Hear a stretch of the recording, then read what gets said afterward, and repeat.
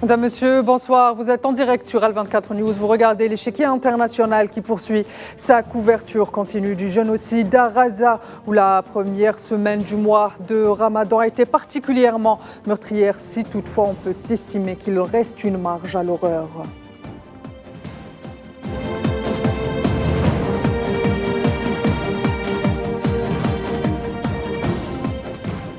Et avant de rentrer dans le vif du sujet, de vous présenter mon invité ce soir, je vous propose ce sujet signé Soufiane Baroudi. En ce mois sacré de Ramadan, la situation humanitaire ne cesse de s'aggraver alors que l'armée d'occupation poursuit sa guerre génocidaire contre le peuple palestinien à Gaza. Les massacres contre les civils s'enchaînent, comme les crimes de guerre perpétrés à ciel ouvert par le régime génocidaire de Benjamin Netanyahu. Celui-ci aurait d'ailleurs approuvé un plan d'offensive contre Rafah, où s'entassent environ 1,5 million de Palestiniens dans des conditions extrêmement difficiles. L'Égypte voisine, qui se prépare à tous les scénarios, a mis en garde le régime d'occupation sioniste contre les conséquences désastreuses d'une attaque contre Rafah.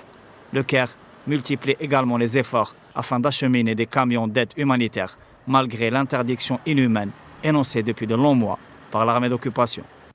Une assistance humanitaire d'urgence est également parachutée et un couloir maritime a été ouvert depuis Chypre. Mais certains observateurs estiment que ceci reste insuffisant pour faire face à la situation engendrée par la machine de destruction coloniale. En effet, la solution préconisée par la plupart des observateurs serait un cessez-le-feu immédiat, ainsi qu'un retrait complet de la bande de Gaza, mais aussi l'acheminement sans condition des aides humanitaires en quantité suffisante et des aides médicales d'urgence, telles que demandées par la majorité des États de la communauté internationale, mais aussi comme exigées par la résistance palestinienne dans le cadre des négociations.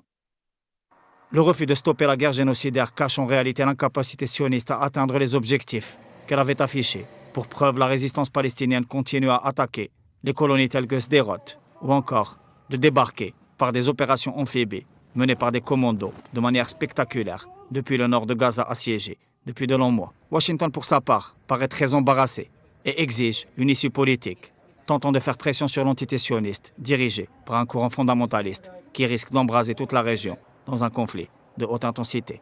Dans le même sillage, les tensions n'en finissent pas de monter sur la ligne de front avec le Liban. L'armée d'occupation a déjà bombardé au-delà de la ligne de démarcation prévue par la résolution 1701 et la résistance libanaise mène des offensives qualitatives sur des sites stratégiques d'importance névralgique dans les régions occupées du sud, mais aussi en Galilée ou encore au Golan occupé. En plus d'une situation humanitaire catastrophique, ce mois sacré de Ramadan peut être le témoin d'une grande déflagration au Proche et au Moyen-Orient, et bien au-delà, dans un monde qui marche plus que jamais sur des charbons ardents. Madame, Monsieur, re-bienvenue dans l'échiquier international qui poursuit sa couverture continue du génocide à Gaza. Et ce soir, j'aurai le plaisir d'être accompagné de Gamel Abina, observateur des questions internationales. Bonsoir Gamel, merci d'avoir accepté notre invitation. Bonsoir, merci pour l'invitation. Alors Gamel, comme on vient de le voir dans ce sujet, cette première semaine signée Soufiane Baroudi, cette première semaine de génocide à Gaza a été particulièrement meurtrière. En 48 heures, c'est 5 massacres contre des centres de distribution d'aide humanitaire, 56 martyrs, 700 blessés. Une famille de 36 personnes a été décimée. Est-ce que finalement l'horreur a été atteinte il y a 75 ans durant les Nakba? Et finalement, pourquoi est-ce que Rafah est si importante pour le Premier ministre de l'occupant, qui vient d'approuver l'offensive terrestre? Déjà, simplement parce qu'effectivement, ce monsieur, ce criminel de guerre, il faut l'appeler pour ce qu'il est gêné aux encablures parce qu'il se rend bien compte que les massacres du Nord n'ont pas porté leurs fruits. C'est-à-dire qu'il a essayé de faire en sorte il essaie de faire en sorte d'écraser la résistance palestinienne, les résistances palestiniennes. Il n'y en a pas qu'une, évidemment. Il y a la résistance, évidemment, du Hamas, mais toutes les organisations sont de la partie. Donc, il a essayé d'en finir avec elle. Ça n'a pas fonctionné. Et par la suite, il s'est dit qu'il allait concentrer ses tirs sur les zones qui prétendaient être sécurisées, uniquement pour tuer le plus de Palestiniens possible et créer un choc psychologique et émotionnel dans le but, effectivement, de pousser les Palestiniens à une seconde Nakba, puisqu'on a parlé de la première de 47-48, qui a tué quand même 7000 Palestiniens à l'époque officiellement. Et là, il a envie de pousser son armement avantage. Le problème, c'est que l'Égypte bloque le passage, parce qu'elle a compris qu'il y avait une manœuvre grossière comme celle-là.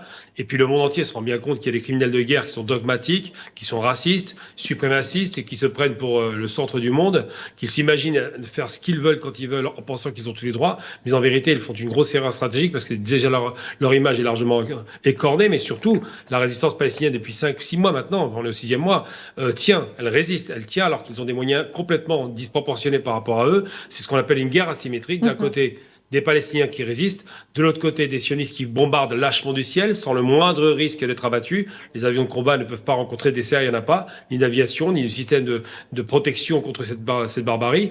On se rend compte quand on voit les images qu'ils ont réussi à faire pire qu'à Berlin, en 1945 tout de même, parce que les bombes qu'ils utilisent ne détruisent pas les immeubles, elles les affaissent littéralement, elles les écrasent sur les malheureux habitants qui vivent dessous. Donc aujourd'hui, on peut estimer qu'il y a entre 50 000 et 100 000 Palestiniens qui ont été assassinés parce qu'on n'a pas les chiffres réels. Hamas ne donne pas les vrais chiffres parce qu'il ne les a pas. Mais les estimations basses, c'est au minimum 50 000 morts. Et quand on envoie 70 000 tonnes de bombes, on ne peut pas avoir un résultat inférieur. Donc c'est vrai qu'aujourd'hui, ils tentent leur va-tout. Ils voudraient pousser leur avantage en bombardant Rafah, donc littéralement les villes du sud, de ce qui leur reste. Et ça pose problème parce que le monde entier commence à se rendre compte qu'il y a un vrai souci et que les barbares qui sont au pouvoir ne respectent pas la vie humaine. Rappelons systématiquement qu'ils utilisent le terme d'animaux humains lorsqu'ils parlent de Palestiniens. C'est très important de le rappeler. Est-ce qu'aujourd'hui, vous venez de le dire, la barbarie sioniste n'a plus de limites et on sait que, par exemple, selon les sources palestiniennes, et là encore, on doit à chaque fois le signaler, que les chiffres restent à revoir à la hausse. On sait qu'aujourd'hui, pas moins de 400 Palestiniens sont tombés en martyrs lors de tirs directs de l'entité sioniste, lors de distribution d'aide alimentaire. Rien que ces dernières 24 heures, 20 Palestiniens sont tombés en martyrs. Est-ce que ces chiffres peuvent aujourd'hui aider la plainte sud-africaine pour affirmer ce génocide au sein de la plus haute instance de l'ONU ? Alors, il faut préciser ce que veut dire génocide. Quand on parle de génocide, c'est quand il y a une intention génocidaire.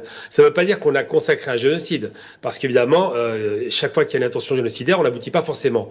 Les Indiens d'Amérique ont subi un génocide et certaines tribus ont été entièrement exterminées. C'est un génocide acté et ils sont arrivés à l'objectif. Concernant la Palestine, on peut parler aussi du génocide des Juifs, par exemple en Europe, où l'objectif était de les exterminer, effectivement. Ils n'ont pas atteint l'objectif, mais dans certains pays, ils ont réussi. Donc, il ne faut jamais perdre de vue que l'intention génocidaire qui doit être à démontrer et à prouver semble aujourd'hui, sur la question palestinienne, de plus en plus évidente. Pourquoi ? Parce que, d'abord, les types qui sont au pouvoir sont des racistes, comme les nazis d'ailleurs l'étaient. Ensuite et surtout parce que les objectifs de guerre sont clairement établis depuis très longtemps. Ils veulent se débarrasser de toute la population palestinienne, la déporter. J'utilise le terme à dessein. Ils parlent, eux, d'immigration volontaire, mais c'est une déportation. La déporter dans d'autres pays arabes pour occuper la bande de Gaza, évidemment, et réoccuper la bande de Gaza à nouveau, et faire en sorte de pouvoir faire le fameux État intégral d'Israël ou Eretz Israël, parce que ça va beaucoup plus loin que ça. Donc il y a le premier aspect. Alors pourquoi est-ce que ça peut aider la plainte ? Parce qu'effectivement, lorsque vous avez un territoire, il faut rappeler quand même les configurations.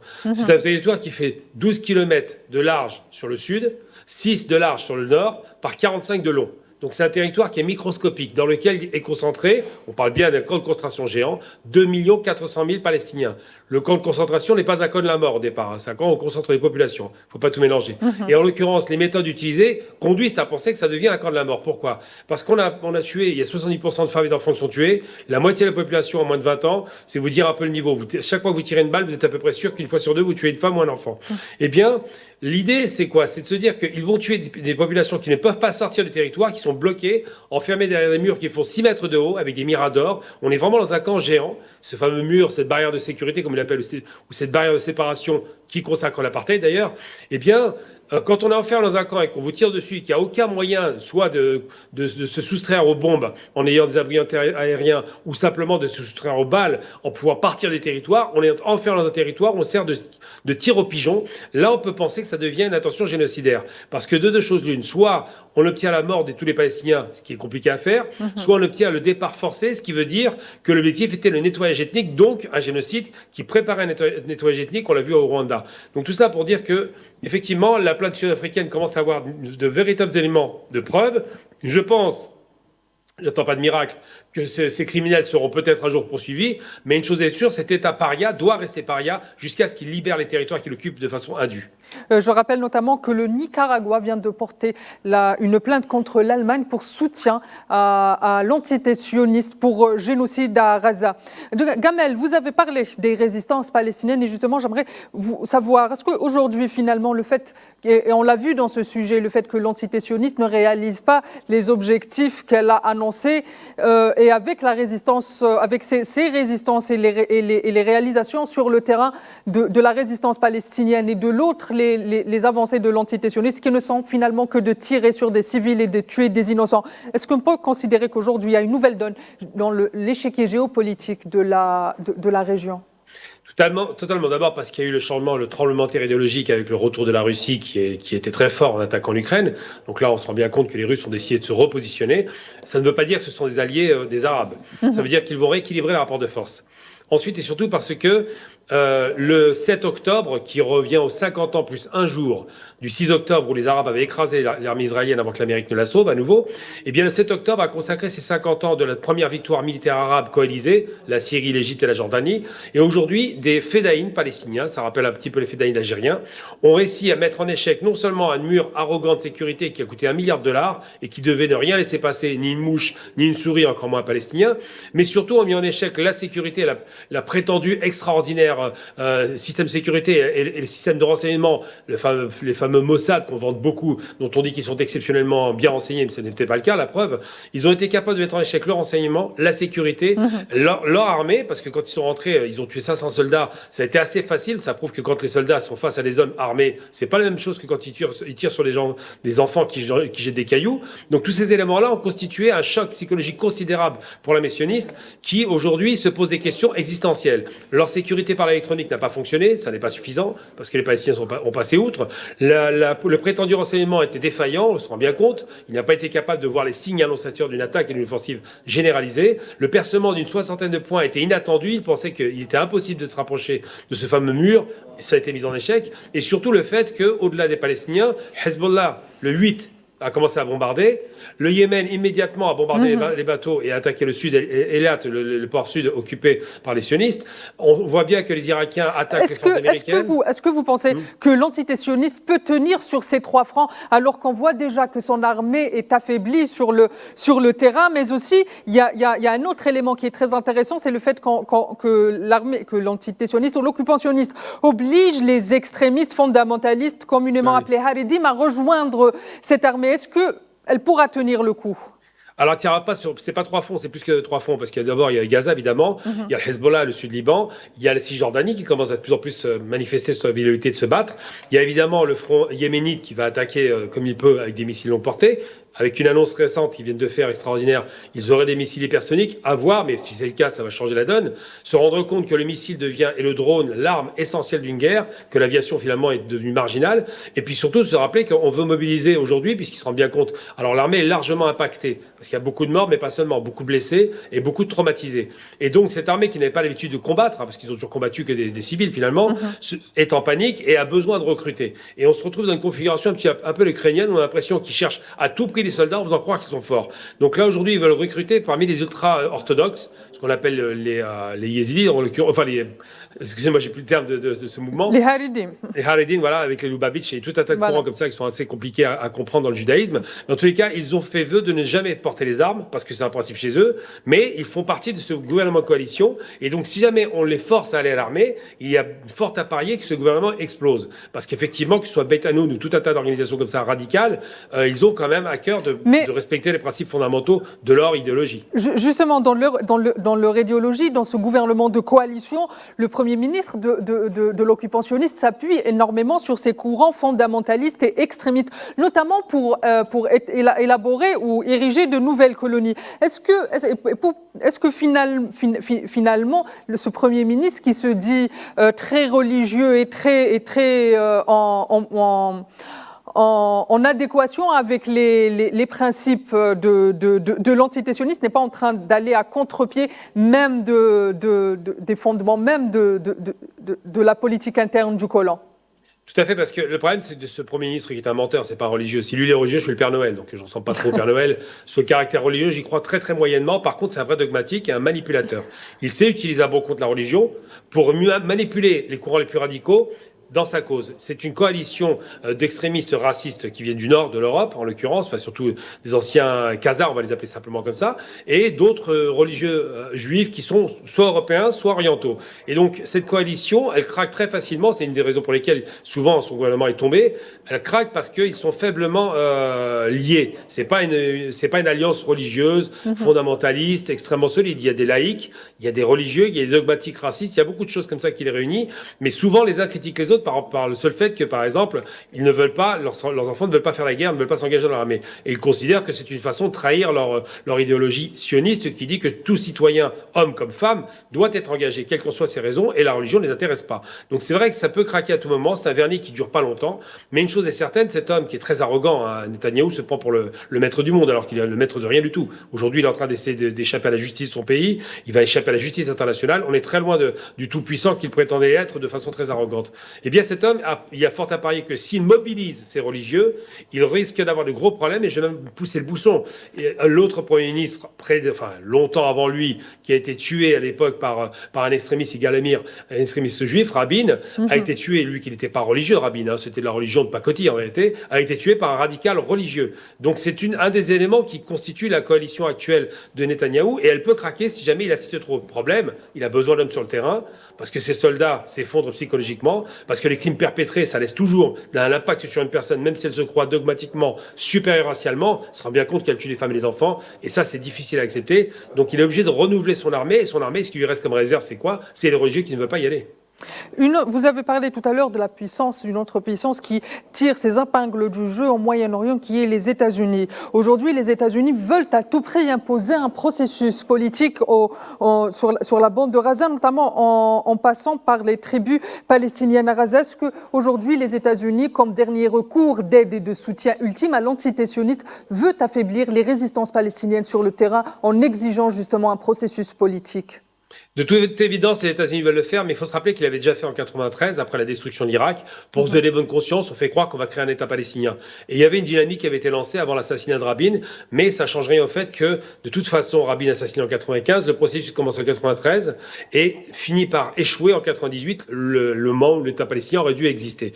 Donc ils étaient passés par des étapes. Aujourd'hui, beaucoup disent que c'est pas normal qu'on impose aux Palestiniens des étapes progressives pour arriver à un État, alors que de l'autre côté, l'État sioniste se consacre tout le temps et tous les jours à développer les colonies. Donc c'est vrai que les États-Unis jouent la manœuvre, soi-disant de chercher leurs partenaires, les partenaires qu'ils considèrent comme étant les plus malléables ou les plus soumis, mais le problème c'est que les Palestiniens, dans tout le corps palestinien aujourd'hui, qui est uni dans une lutte de libération, n'acceptera jamais que des émanations du Fatah, qui n'est pas le Fatah historique, on n'est pas avec Yasser Arafat, que des émanations comme celle-ci puissent prendre le relais de groupes qui ont fait la guerre, qui se sont battus pour libérer leur territoire et qui aujourd'hui sont les victimes d'une barbarie sans nom. Donc c'est vrai que l'Amérique joue cette carte-là, c'est une carte qui a peu de chances d'aboutir, on le sait déjà. C'est un peu comme en Afghanistan quand ils soutenaient un gouvernement qui est tombé dès le lendemain du départ des Américains. Mais la problématique aujourd'hui, c'est de savoir est-ce qu'il va y avoir une extension du conflit.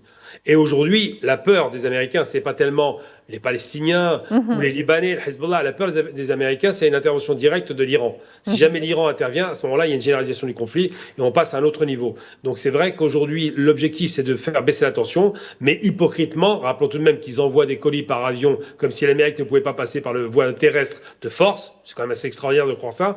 Et puis de l'autre côté, ils envoient d'autres avions cargo pour alimenter en bombe l'État sioniste pour tuer des Palestiniens.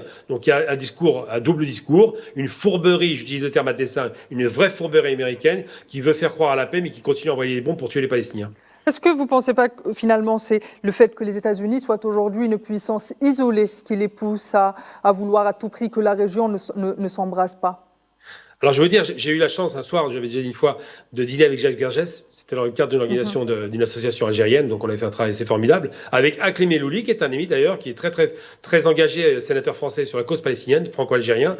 Et il nous avait expliqué, Jacques Vergès, que la bête, il parlait des États-Unis, de l'impérialisme, la bête est frappée, la bête est affaiblie et la bête bouge. Et lorsqu'elle bouge, elle fait mal parce qu'elle fait la guerre.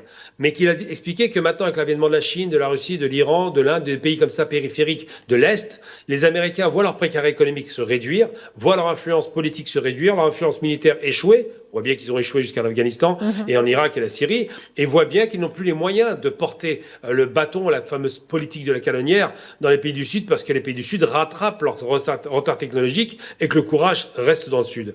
Donc c'est vrai que les États-Unis sont inquiets, et que plus ils seront inquiets, plus ils se sentiront isolés, vous l'avez dit, et plus ils seront dangereux. Mais l'isolement ne garantit pas la victoire, bien évidemment, loin s'en faut. L'isolement garantit de plus en plus une marginalisation, avec un risque de dédollarisation du monde que les Russes réclament aujourd'hui. Très bien. Aujourd'hui, on a vu ces dernières 48 heures une proposition du mouvement Hamas pour un cessez-le-feu dans la bande de Gaza en 3 étapes, chacune d'une durée de 42 jours. Quel commentaire faites-vous de cette proposition? Alors la problématique, c'est qu'ils demandent le minima, mais c'est en l'échange de prisonniers de guerre soldats. Il faut rappeler que c'est des soldats. Les prisonniers civils ont été donnés, on peut parler d'otages à la limite, même si j'utilise des guillemets sur les otages, parce qu'il y a des otages côté palestinien. Mais là, on a des prisonniers de guerre, des soldats qui sont toujours détenus par le Hamas. Et de l'autre côté, ils demandent, alors c'est pas un cessez-le-feu progressif ou je ne sais quoi, ou un cessez-le-feu provisoire. C'est pas ce que demande le Hamas. Le Hamas veut un arrêt total des hostilités et une négociation directe. Il veut récupérer tous les prisonniers et les détenus politiques qui sont détenus chez les sionistes. Et depuis le début, ça a toujours été les mêmes propos. On a reçu il y a 2 jours à la radio Jacques Beau qui a expliqué effectivement, parce qu'il a discuté avec ces gens-là, c'est un spécialiste du renseignement justement, il a expliqué qu'il a eu l'occasion de discuter avec des responsables et il a compris ce que réclamait le Hamas. Il y avait une négociation qui a été interrompue du côté sioniste qui refusait la libération des prisonniers. C'est pour ça qu'ils sont sortis du bois. Donc aujourd'hui, on peut imaginer qu'il y ait une négociation pour une pause dans la guerre, mais le problème c'est que la pause, si jamais il libère tous les prisonniers de guerre, elle repartira de plus belle et ça va être encore plus catastrophique, plus barbare. Parce qu'aujourd'hui, c'est dire le niveau de barbarie. Aujourd'hui, ils bombardent à tout va, sachant qu'ils peuvent tuer leurs propres citoyens, ce qui dit des choses quand même. Très bien. Finalement, quel est l'intérêt pour l'entité sioniste de garder des prisonniers palestiniens? Certains sont très malades et certains meurent surtout dans les geôles de l'entité sioniste. Et je rappelle qu'il y a aussi un prisonnier de la cause palestinienne, même en France. Pourquoi est-ce qu'aujourd'hui, ces otages finalement qui sont au-delà des prisonniers sont importants pour les puissances impérialistes et pour l'entité sioniste? Alors, vous faites référence à Georges Ibrahim Abdallah, qui est toujours en prison depuis presque bientôt 30 ans. Donc, il essuie une peine de prison, pire encore que celle qu'avait subi le pauvre Nelson Mandela. Georges Ibrahim Abdallah, qui est libanais, chrétien, qui n'est pas palestinien, mais qui soutenait la cause palestinienne, est maintenu en prison parce que les États-Unis refusent sa libération. Donc, c'est même pas la France qui la refuse, c'est les États-Unis. Tous les recours ont été utilisés, ils refusent de le lâcher, alors que la peine maximum en France, c'est 22 ans. Les vraies peines à perpétuité. Voilà, donc on est vraiment sur du politique. C'est pareil pour les sionistes. Et les sionistes, ils ont une obsession, c'est que le rapport de force qu'ils ont, c'est de dire si on perd un homme, on doit en tuer 10 ou 100. Là, en l'occurrence, actuellement, ils en arrivent à 100 pour un homme perdu. Et ce qui se passe, c'est que sur les prisonniers, ils aiment faire souffrir, ils aiment torturer, ils aiment humilier. On a par exemple un prisonnier politique très important qui est dans la négociation, qui pourrait obtenir des résultats, Marwan Barghouti. Et ben, cet homme-là est maintenu en prison alors qu'on sait que c'est un interlocuteur qui est crédible parce qu'il est respecté par tous les Palestiniens. C'est un peu le fils spirituel de Yasser Arafat. Et on ne veut pas le libérer parce qu'on ne veut pas la paix, parce qu'on ne veut pas restituer l'État palestinien, parce qu'on ne veut pas calmer la tension, parce que les sionistes au pouvoir sont actuellement au pouvoir, je précise, sont des racistes revendiqués qui croient que les Arabes sont les êtres inférieurs et que les Palestiniens sont les animaux humains. Une fois que vous avez dit ça, vous ne négociez pas avec un animal, vous le frappez, vous le tuez. Les droits des animaux, ça n'est pas reconnu mondialement et ils considèrent qu'ils ont en face d'eux des animaux. Et c'est des choses qu'ils pensent vraiment. J'ai eu l'occasion de parler des sionistes, ça fait froid dans le dos. Ils croient vraiment que les Palestiniens sont les animaux. C'est vous dire un peu le niveau, quoi. Très bien, merci Gamel. On arrive au temps imparti à cette émission. Vous avez 30 secondes pour un dernier mot, Gamel. Simplement, c'est que j'espère effectivement que durant ce ramadan, on obtienne un résultat politique sérieux et j'espère que les pays arabes vont peut-être envisager à nouveau, comme en 73, d'utiliser l'arme du pétrole et du gaz de façon coalisée pour que cette guerre s'arrête et que ce baston se finisse et qu'on ait enfin fait reculer le racisme, le colonialisme et la barbarie sioniste en Palestine. Très bien, merci Gamel. Quant à vous, très chers téléspectateurs, je vous dis excellente suite des programmes sur Al24 News et n'oubliez pas de prendre soin de vous.